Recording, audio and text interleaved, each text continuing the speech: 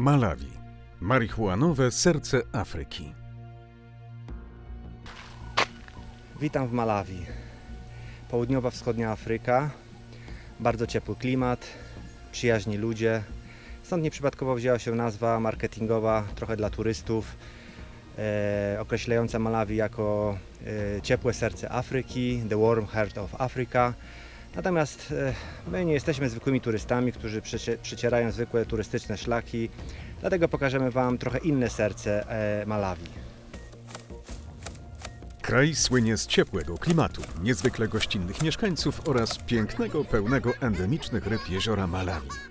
Niewiele osób jednak wie, że Malawi znane jest również z produkcji najlepszej na świecie marihuany.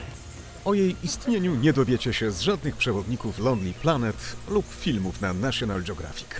Trzeba tam pojechać i osobiście przekonać lokalnych handlarzy, aby zabrali was daleko w góry do farmerów uprawiających to zioło. I to nie wzbudzając zainteresowania połowy wioski i policji. A jak dokonaliśmy tego my, dwóch białasów w środku Afryki? Oczywiście udając handlarzy narkotyków. Nie regulujcie telewizorów. Obraz jest celowo nieostry, aby nie zdradzić miejsca oraz wizerunku lokalnego szefa. Po krótkich, ale kosztownych negocjacjach zgodził się pokazać nam miejsca, w których uprawia się marihuanę. Prawdziwe złoto Malawi. Okay. Otherwise, Roger, okay. we'll see you tomorrow. Okay. And See you tomorrow. 7 o'clock. yeah, 7 o'clock. Nawiązanie kontaktów z handlarzami to jedno, a zdobycie ich zaufania to zupełnie inna historia. Dlatego wieczorem bierzemy udział w imprezie integracyjnej, podczas której oprócz miejscowych opowieści poznajemy również dziesiątki sposobów spożywania marihuany. Okay, when we're coming from the egg, I'll take you to my ghetto. Yeah. And you take pictures from my ghetto. It's not far from here.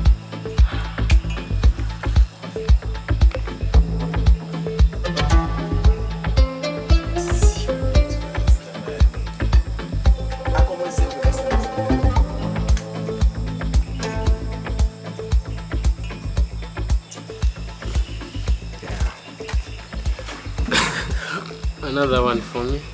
Yeah, you're gonna observe. O świcie, niewyspani i ledwie żywi, ruszamy w nieznanym kierunku. Pierwsze kilkanaście kilometrów pokonujemy Land Roverem, a gdy droga robi się coraz węższa i trudniejsza, zostawiamy samochód i idziemy pieszo. Najpierw godzina drogi samochodem, aż do momentu, kiedy drogi się skończyły, już dalej nie można było jechać samochodem, a potem kilka godzin na piechotę, aby dotrzeć na pola rolników, którzy uprawiają marihuanę. Towarzyszą nam nasi nowo poznani przyjaciele. Dzięki ich obecności spotkani farmerzy nie będą traktować nas podejrzliwie i pokażą nam swoje uprawy. Taką przynajmniej mamy nadzieję. Droga jest stosunkowo łatwa, czasem tylko poprzecinana strumieniami lub niewielkimi rzekami. Najbardziej jednak doskwiera nam klimat. Pora deszczowa i duża wilgotność powietrza sprawiają, że jest parno, duszno i trudno złapać tchu.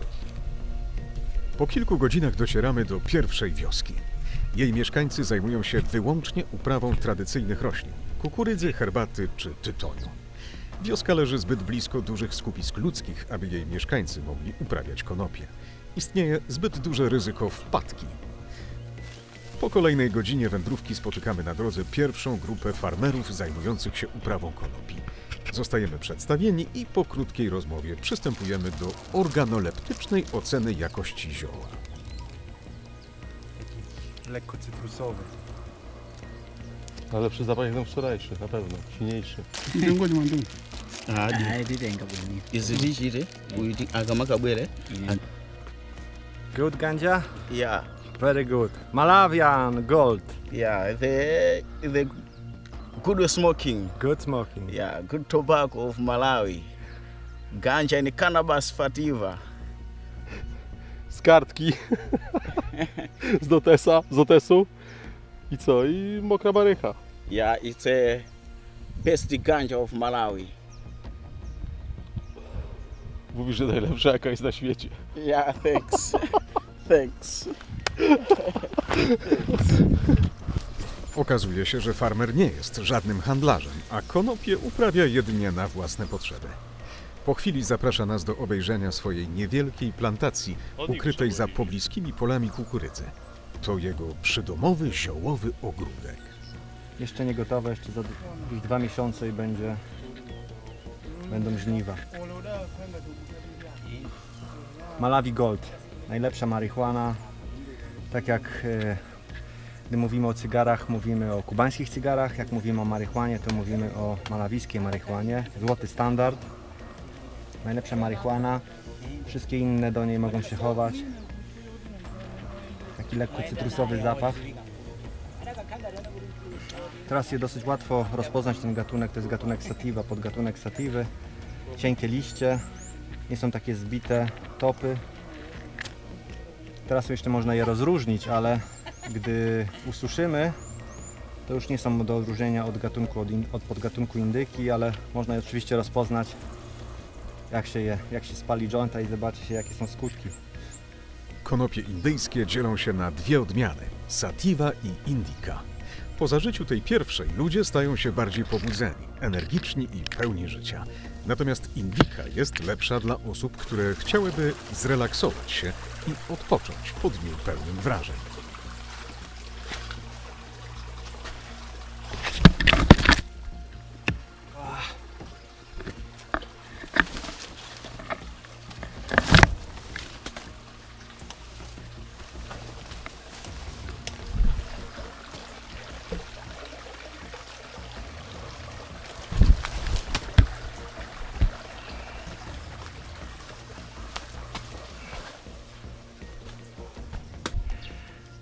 Po 4 godzinach mijamy jakieś pierwsze wioski farmerów. Kilka chat zaledwie na krzyż.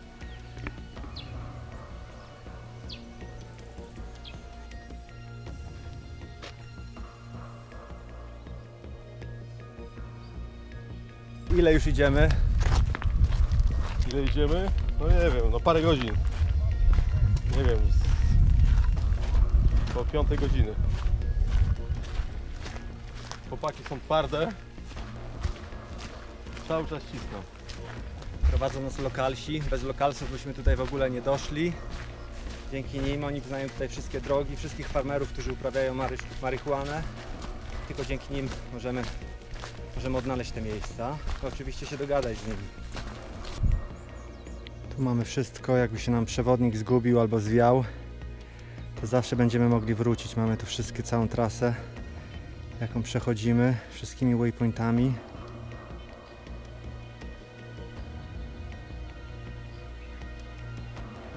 To nie plantacja bananowca, bananów, ale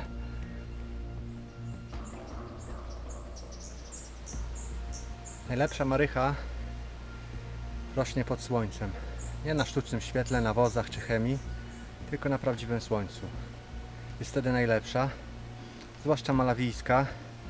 W ogóle Bank Światowy określił, że malawijska jest najbardziej psychoaktywną marihuaną, więc na pewno ma kopa. Uprawą konopi indyjskiej głównie zajmują się kobiety, a faceci w zasadzie tylko marketingiem i sprzedażą, dealerką. Późnym popołudniem docieramy do pierwszej wioski, gdzie uprawia się marihuanę na handel. Otaczające ją wzgórza i bujna roślinność tworzą naturalną barierę przed ciekawskimi osobami. Nie dotrze tu żaden policjant, ani tym bardziej przypadkowy turysta. Oh, I don't get a monkey. Come on, This is really Malawi God. It's the branches. Yeah, I love it. This one is almost ready. I think this is the time to make a bilhash from it. Yeah, it's nice. Fresh, yeah? Fresh one. Yeah. Yeah, well, The fresh seeds in it. Yeah. Przy uprawie konopi pomaga cała rodzina, nie wyłączając dzieci. Na końcu zapakowany w liście bananowca towar trafia na rynek, gdzie sprzedawany jest na knoby. Knop 1. To jest taka jednostka miary. Tutaj takiej wielkości sprzedaje się marihuana upchnięta, sprasowana i zawinięta w liść bananowca.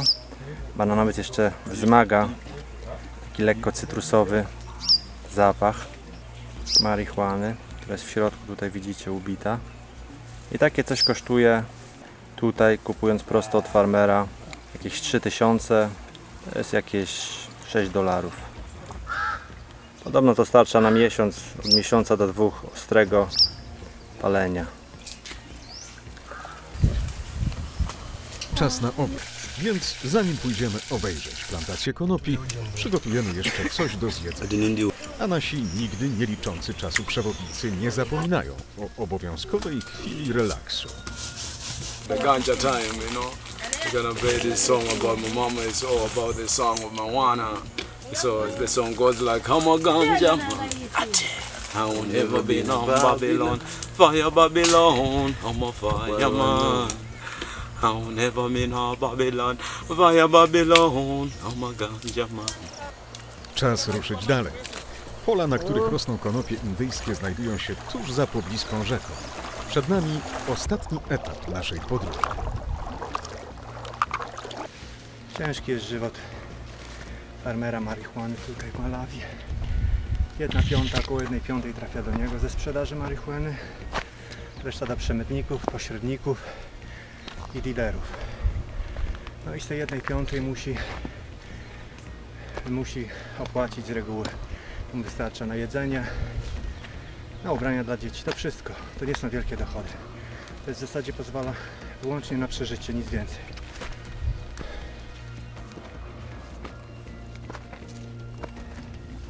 Góra, dół, pagórek, pole kukurydzy, a potem marihuana. Pola konopi indyjskich ukryte są pomiędzy niewielkimi wzgórzami i uprawami kukurydzy lub tytoniu. Po rybach i herbacie konopie są najważniejszym towarem eksportowym Malawi, a szczególnie ceni się je za wyraźny, delikatny i słodki smak. Jakość malawijskiej marihuany szybko docenili palacze na całym świecie, a odmiana Malawi Gold osiągnęła niemal kultowy status i stała się tak zwanym złotym standardem, do którego porównuje się inne odmiany konopi. Jedna z lokalnych legend mówi nawet, że wiele osób po spróbowaniu malawijskiego złota straciło chęć powrotu do domu i zostało w Malawi na zawsze. W nocy docieramy z powrotem do miasta, gdzie świętujemy szczęśliwie zakończenie naszej wyprawy. A dzięki marihuanie w 10 minut opanowujemy podstawy języka malawijskiego i gry na bębnach.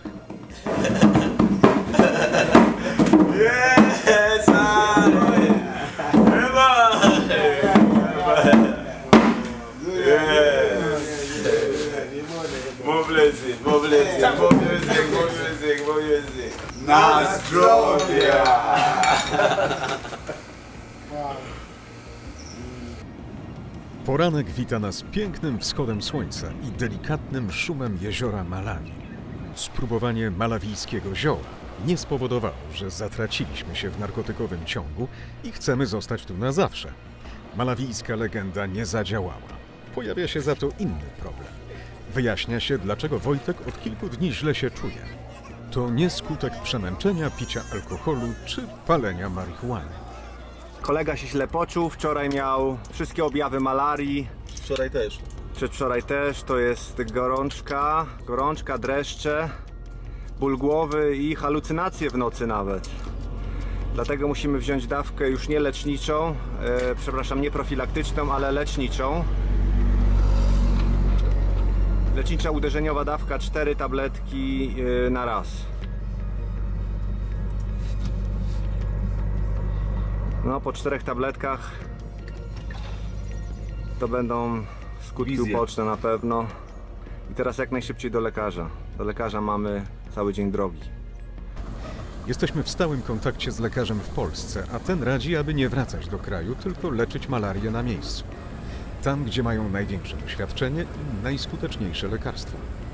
Niestety najbliższy dobry szpital znajduje się 1500 km stąd, w Nairobi, stolicy Kenii. Docieramy tam po 2 dniach nieprzerwanej jazdy. Przedtem jednak przekraczamy granicę w zdenerwowaniu i pośpiechu, zapominając, że mamy sporo marihuany na pace. W taki oto sposób zupełnie nieświadomie staliśmy się prawdziwymi, międzynarodowymi przemytnikami narkotyków. W szpitalu Wojtek dostaje lekarstwa, które jednak nie przynoszą poprawy. Halucynacje nie ustępują, więc konieczne są dalsze badania. Wyniki potwierdzają nasze najgorsze przypuszczenia. Wojtek ma malarię mózgową, najgroźniejszą odmianę tej choroby. Jak się czujesz? Do bani. Na 10 na 3, 10 punktów daje 3. Konieczne staje się dożylne podanie leków i hospitalizacja. Swoje 42 urodziny Wojtek obchodzi w szpitalu, a te, jak na ironię, wypadają w Światowy Dzień Malarii. Na szczęście dzięki szybkiemu rozpoznaniu, zażyciu tabletek natychmiast po wystąpieniu pierwszych objawów i leczeniu w szpitalu, wszystko kończy się szczęśliwie.